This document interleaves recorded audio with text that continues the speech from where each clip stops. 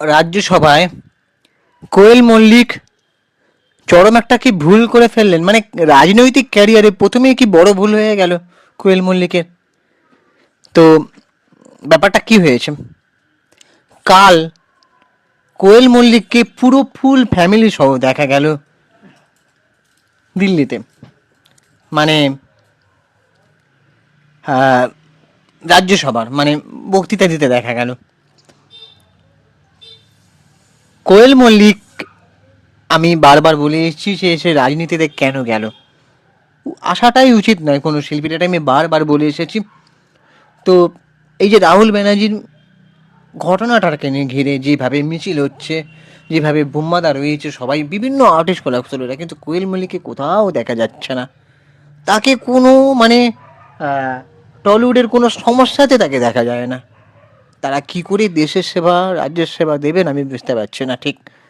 এই ভিডিওটার মাধ্যমে আমি কোনো ভিডিওর মাধ্যমে কখনোই কোনো ব্যক্তিকে বা সেলিব্রিটিকে অ্যাটাক করে বা আক্রমণ করে কথা কখনোই বলি না। খারাপ লাগাটা বা যেটা সত্যিই ভুল হচ্ছে সেটা আমি তুলে ধরি। যদিও কোনো মানুষই মানে সম্পূর্ণ ঠিক হতে পারেন না, মানে যদিও আমিও হয়তো আমার নিজের জীবনে হয়তো সম্পূর্ণ আমিও ঠিক নয়, কিন্তু তবুও যারা মানে এই যে যেমন রণবীর সিংয়ের ঘটনা আমি যদি তুলে ধরে উদাহরণ দিই, রণবীর সিং যখন আম, কান্তারা দৈব নৃত্যকে তিনি যখন মানে তিনি বলছেন যে আমি এটা উদ্দেশ্য ছিল না কোনো ব্যঙ্গাত্মক করার, কিন্তু অন্য কেউ সেটাকে ব্যঙ্গাত্মক নিয়ে কোর্ট পর্যন্ত মামলাটা চলে গেছে। কান্তারা দৈব নৃত্যকে তিনি নকল করেছেন যেভাবে, কোর্ট পর্যন্ত তাকে ধমকে দিয়েছে যে হাজার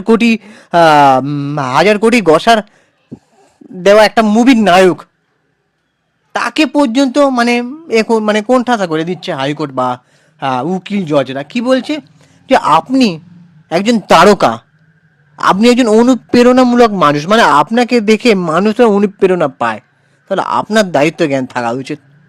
তাহলে এর থেকে কি বোঝে যে প্রত্যেকটা সেলিব্রিটি প্রত্যেকটা সেলিব্রিটিরই তোমার দায়বদ্ধতা থাকা উচিত যে সত্যি তো আমি এতদিন ধরে যে দর্শকের ভালোবাসা পেয়ে বড় হয়েছি, সেলিব্রিটি হয়েছি, সেই দর্শকদের কিভাবে আমি উপেক্ষা করতে পারি, তাই না? তো কোয়েল মল্লিকেরও সেই দায়িত্ব জ্ঞানটা কি ছিল না কখনোই আমি জানি না। যদিও দেবদার রাজনীতিতে কোনো মানুষেরই শিল্প সত্তার মানুষকে কোনো অন্য কোনো মানে আহ, আমি তো বারবার বলে এসেছি একটা শিল্পীর কাজ হচ্ছে শিল্পকে সৃষ্টি করা। যদি সে রাজনৈতিক দিকে যায় তার ক্যারিয়ারে বা সৃজনশীলতায় ভাটা পড়ে, তার অনেক কিছু সে করতে পারে না চাইলেও, সে কি করে হবে বলো তো? আজকে আমি খালি একটা জিনিস দেখে ভাবছি যে এই যে রন্ধে রন্ধে সবাই রাজনীতি পলিটিক্সে যাচ্ছে, টলিউড ইন্ডাস্ট্রির হালটা কে ধরবে? কারণ টলিউড ইন্ডাস্ট্রির হালটা ধরার মতন আমি কাউকে দেখতে পাচ্ছি না। যদিও দেবের মধ্যে সেটা আছে, কিন্তু দেব আবার রাজনীতিতেও আছে, তা আর কে আছে? মানে বুঝতে পারছো তো আমি কি বলছি? একমাত্র উত্তম কুমারের পর আমি অন্য কাউকেও ছোট করব না, চিরঞ্জিত চক্রবর্তী, অভিষেক চ্যাটার্জি, তাপস পাল, রঞ্জিত মল্লিক, প্রসেনজিৎ, এনাদের মধ্যে ছিল। প্রসেন চ্যাটার্জির সব থেকে বড় জেদ ছিল তার টলিউড ইন্ডাস্ট্রিকে কী করে মানে টিকে থাকবে, কী করে মানে টলিউড ইন্ডাস্ট্রিটাকে বড় করবে, তার সবসময় একটা জেদ ছিল। বাদ বাকি আর কারো কোনো সেই জিনিসটাই দেখতে পাচ্ছে না। দেবদার মধ্যে একটু আছে, জিদ্দার মধ্যেও আছে, কিন্তু জিদ্দাকে আবার কোনো সেরকমভাবে মানে পাওয়া যাচ্ছে না সব জায়গায়, এটাই যা ব্যাপার। তো এই যে এবারে কোয়েল মল্লিকের ব্যাপারটায় আসি, কোয়েল মল্লিক রাজ্যসভায় শপথ নিলেন, সাদা শাড়ি, লাল পাড়, খোলা চুল, মুখে স্নিগ্ধ হাসি। কোয়েল মল্লিক তার ব্যক্তিত্ব ঠিক এভাবেই ধরা দিলেন। সদ্যই তৃণমূল কংগ্রেসে তিনি বিনা প্রতিদ্বন্দ্বিতায় সাংসদ হয়েছেন। এরপরে সোমবার রাজ্যসভায় শপথ পাঠ করলেন কোয়েল। এদিন তিনি বাংলাতেই শপথ নিলেন। তবে কোয়েল জীবনের প্রত্যেকটা ক্ষেপের সঙ্গে রাখতে ভালোবাসেন তার পরিবারকে। রাজ্যসভায় প্রথমবার পা রাখার সময় ও পরিবারকে সঙ্গে রাখলেন। এদিন কোয়েলের সঙ্গে রাজ্যসভায় উপস্থিত ছিলেন তার বাবা রঞ্জিত মল্লিক, মা দীপা মল্লিক, স্বামী নিষ্পাল সিংহ রানে, ছেলে কাবির এবং পরিবারের অন্যান্য সদস্যরাও, শ্বশুরবাড়ির লোকজনরাও একসাথে ছবি তুলতে দেখা গেছে গ্রুপে। তো কোয়েল মল্লিকের রাজ্যসভা শপথ পাঠের যে ভিডিও সোশ্যাল মিডিয়ায় ভাইরাল হয়েছে, সেখানে দেখা যাচ্ছে শপথ বাক্য পাঠ করার সময় কোয়েল নিজের নাম বলছেন রুক্মিণী মল্লিক। তাহলে ক্যারিয়ারের রাজনীতির শুরুতে চরম ভুল, এমন কথা উঠে আসছে। অনেকেই হয়তো জানেন না যে আপামর বাংলা, যাকে কোয়েল নামে চেনে, কোয়েল মল্লিক নামে, সে আজকে রাজ্যসভায় অন্য আইডেন্টিটি তৈরি করছে না, তার নামটাই রুক্মিণী। এর উত্তর একবার নিজেও দিয়েছিলেন অভিনেত্রী, একবার নিজেই জানিয়েছিলেন যে তার আসল নাম রুক্মিণী। এটা অনেকেই জানে না। তার স্কুলের সমস্ত নথিতে, তার স্কুলে কলেজে সমস্ত নথিতে তার নাম রুক্মিণীই রয়েছে। তবে কেন হঠাৎ কোয়েল নামের উৎপত্তি, সেই ইতিহাসটা কোয়েল জানিয়েছিলেন। তিনি যখন প্রথম হরনাথ চক্রবর্তীর সিনেমায় অভিনয় করতে যান, সেই সময় অবশ্যই তিনি ততটা পরিচিতই ছিলেন না। রূপলি পর্দায় একেবারে নতুন, নিউ কামার। সেই সময় সিনেমায় তার নাম দেওয়ার সময় হরনাথ চক্রবর্তী দিয়ে দেন কোয়েল নামটি। কোয়েল আসলে অভিনেত্রীর বাড়ির নাম, ডাক নাম। পারিবারিক বন্ধু হওয়ার কারণে হরনাথ চক্রবর্তী কোয়েলকে চিনতেন সেই নামেই। অভিনেত্রীর যে আরও কোনো নাম রয়েছে, আর সেই নামই যে তার যাবতীয় নথিতে রয়েছে, তা জানতেন না হরনাথ চক্রবর্তী। প্রথম সিনেমায় নায়িকার নাম লেখা হয়ে যায় কোয়েল, আর তারপরই এই নামেই জনপ্রিয় হয়ে ওঠেন অভিনেত্রী। একের পর এক সিনেমায় ব্যবহৃত হতে থাকে এই নামটি, শুধু খাতায় কলমে রয়ে যায় রুক্মিণী নামটি। তবে সরকারি সমস্ত নথিতে প্রয়োজন হয় বার্থ সার্টিফিকেটের নামে। তাই সেই কারণে কোয়েল রাজ্যসভায় সেই নামে শপথ নিয়েছেন। রাজ্যসভা থেকে একগুচ্ছ ছবি শেয়ার করে নিয়েছেন, প্রত্যেকেই তাকে শুভেচ্ছাও জানিয়েছেন। আবার কেউ কেউ অনেক রকম বাজে কমেন্টও করেছে, যে মানে বুঝতেই পারছো চটি চাটা হ্যানা তানা, যেসব নেগেটিভ কমেন্ট।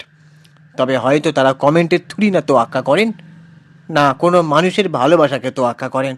তারা তাদের যেটাই মনে হয় সুবিধা, তারা সেটাই করেন।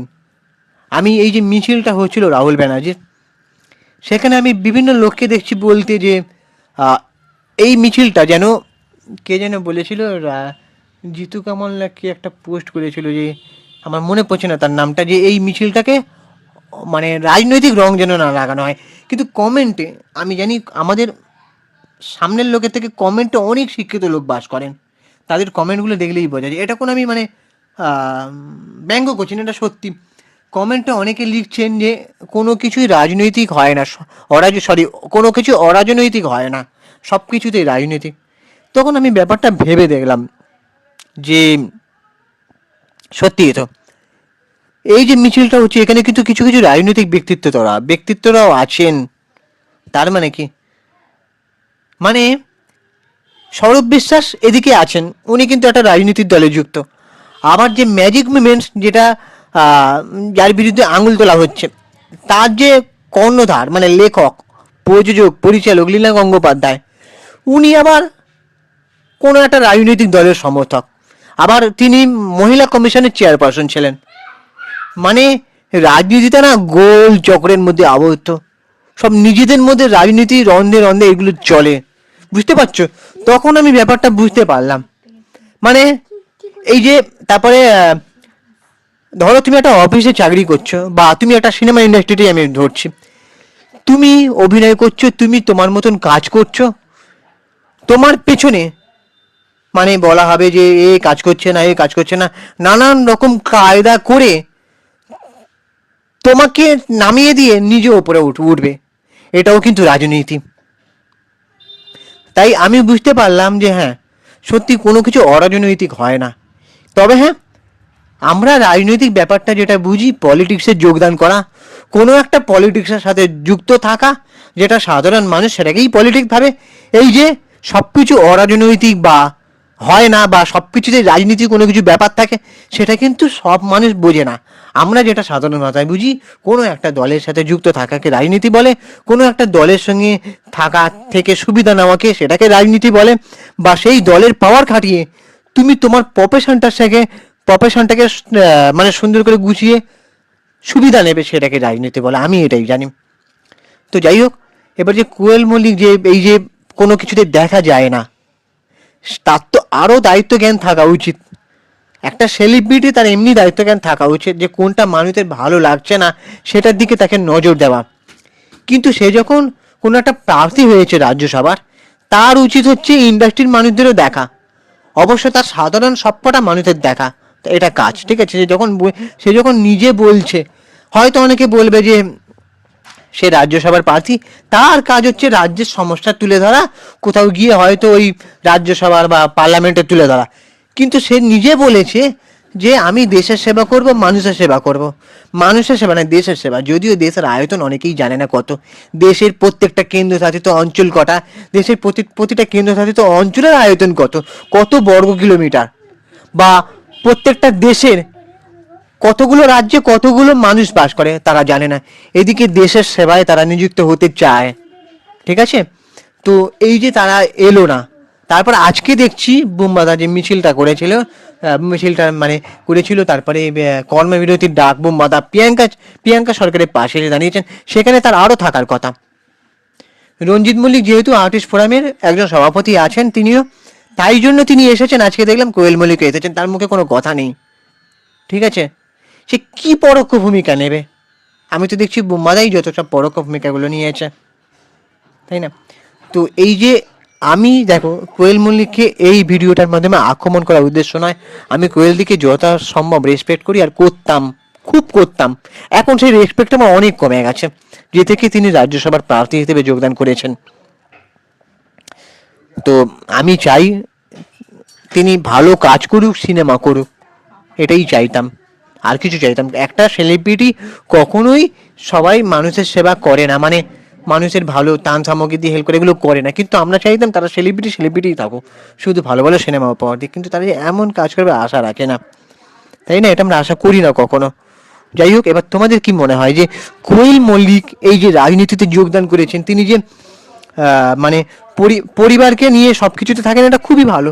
তার মধ্যে বাবা মার প্রতি শ্রদ্ধা, ভালোবাসা প্রকাশ পায়। কিন্তু অন্যটা রাজনীতি, এটা কি তার জন্য ঠিক? সে কি ঠিক কাজ করেছে? অবশ্যই সেটা কমেন্ট বক্সে জানাতে পারো। আমাদের চ্যানেলটাকে সাবস্ক্রাইব করে দাও, ভিডিওটাতে একটা লাইক দাও। আমি ইনস্টাগ্রামে রয়েছে সুপ্রিয় পৌঁছলে সিনেমারিয়া অথবা চিঙ্কি বাবু 531, ওখানে গিয়ে ফলো করে দাও। টাটা, দেখা হচ্ছে পরে ভিডিওতে। ভিডিওর সাথে একটাই কথা বলি, জয় হিন্দ, বন্দে মাতরম, জয় ভারত মাতা কি জয়।